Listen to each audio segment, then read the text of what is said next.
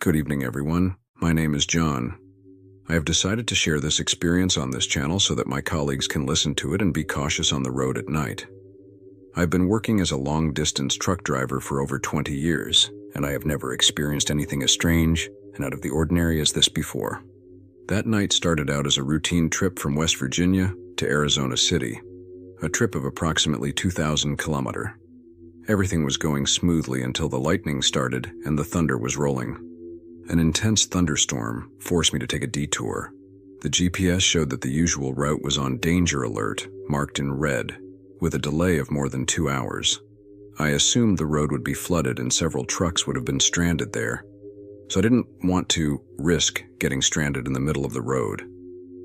The GPS offered me an alternative route, a bit longer but without traffic, so I decided to detour without a second thought. However, the secondary road turned out to be narrow and full of sharp curves, and I could no longer turn back. The rain was coming down so hard that I could barely see a few meters beyond my truck. After several kilometers, I realized that the GPS had stopped working. I had no reception and was lost. There was hardly any signage, and with the rain and fog, I could barely make out where I was. I looked at the time and it was past midnight when, in the distance, I could make out some flickering lights that appeared to be from a dimly lit rest area. I approached and saw a rusty and dilapidated sign. I couldn't make out what it was about. The place was full of abandoned trucks, many with flat tires or without wheels, and all very deteriorated. There was not a driver in sight, either inside or outside the trucks. The place looked unpleasant, but I had no choice. I needed to stop for a while until the rain stopped and rest. I parked the truck, and as I got out to go to the side to relieve myself, I felt a strange sensation, as if something was not right about the place. The trucks were covered with branches from fallen trees, and one of them looked like it had been burned and abandoned years ago. The atmosphere was eerie, as if the place had been left behind in time. Within minutes, the rain began to gradually subside, although the sounds of thunder and lightning persisted. A haze intensified in the atmosphere. I could barely see less than a meter away. I finished urinating and quickly climbed into the truck to rest. I lay down on the bed, but the noises from outside and the strange feeling of the environment kept me restless, preventing me from relaxing. I sat up on the end of the bed, watching out the window as it rained and listening to the trees swaying in the wind. It wasn't long before a loud crash made me startle with my heart in my mouth. I went to the window and, through the fog, saw lights moving among the abandoned trucks in front of mine. The noise had sounded like a crash, with the screeching of tires on the asphalt and a loud metallic noise. I didn't understand what was going on. With some fear and curiosity, I decided to grab the flashlight and get out of the truck. Maybe someone needed help, and I couldn't stay there without investigating. I slowly got out of the truck, and as I got closer, the noises became louder and louder. I could make out human figures moving, but I noticed something very strange about them. I got a little closer and realized that they were other truck drivers, but their faces showed expressions of terror and anguish. So inside me, something told me to get out of there as soon as possible. But my curiosity and impulse led me to stay there. As I got closer, I noticed the drivers who had gathered around one of the abandoned trucks. The rain and fog made visibility difficult, but I could hear their nervous murmuring and whispering among themselves. In addition, I noticed other men wandering around the vicinity of the trucks, as if searching for something. I wondered where these individuals had come from, as just a few minutes earlier there was no sign of anyone there. The most frightening thing was to observe that they all had visible cut wounds, but what struck me most was to see their pale faces and the darkness in their eye expressions. I asked them if they needed help, but I don't know if they didn't hear me due to the noise of the storm and wind, or if they simply chose to ignore me. They came and went as if I was invisible to them. Suddenly the atmosphere became oppressive.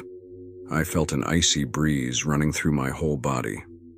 The lights in the place stopped flickering and went out completely, and an overwhelming silence took over the environment.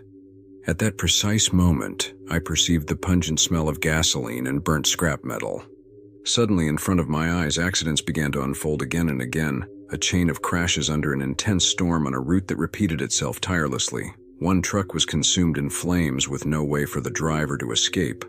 Another had perished in the head-on impact he failed to avoid, and yet another had overturned in a desperate attempt to avoid the collision, losing his life instantly in the process.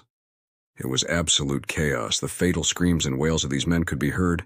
It didn't take long for me to comprehend what my eyes were witnessing, although I was having a hard time assimilating what was happening.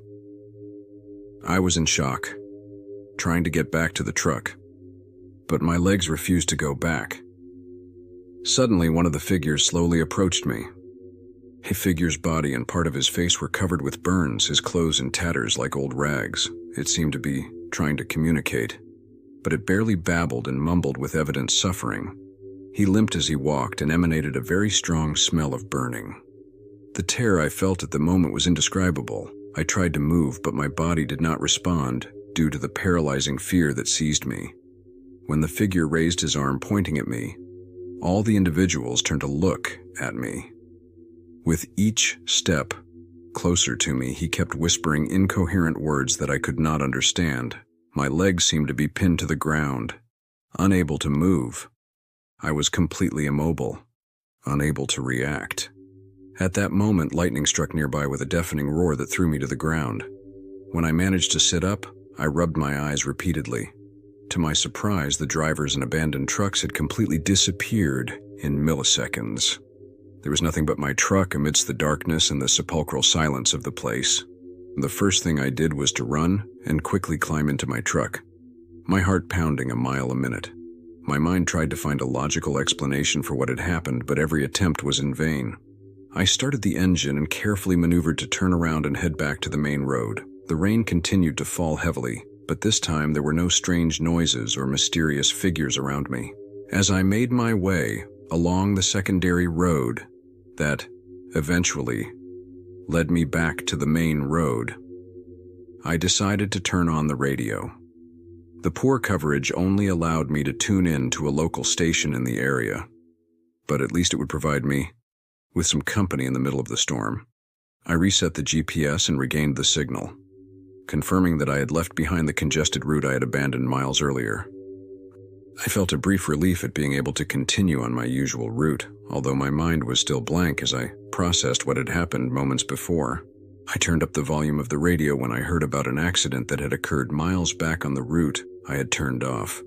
Following the GPS indications due to traffic, the announcer was panicking about a collision between several truck drivers caused by poor visibility due to fog and heavy rain, resulting in the tragic death of several people. At that moment, my legs became weak and my hands were shaking so badly that I almost lost control of the steering wheel, momentarily letting go as I struggled to keep my balance.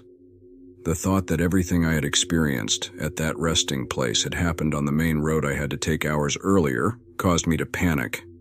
I tried to remain calm, but I couldn't stop thinking about those drivers who lost their lives and seemed to want to communicate with me. I don't know what their motive was or what they wanted to convey to me, but the idea that I could have been one of them terrified me. Had I not made the decision to swerve off the road, I might not be here to tell the tale. This incident haunts me to this day. I still have nightmares at night, and sometimes I feel the presence of those men in my dreams. I try to find an explanation as to how lost souls can still wander among us, but I have more questions than answers. The scariest thing is that I don't think these men know that they no longer belong to this world. If you have enjoyed this story, we invite you to subscribe and activate the bell so you don't miss any others. Until next time.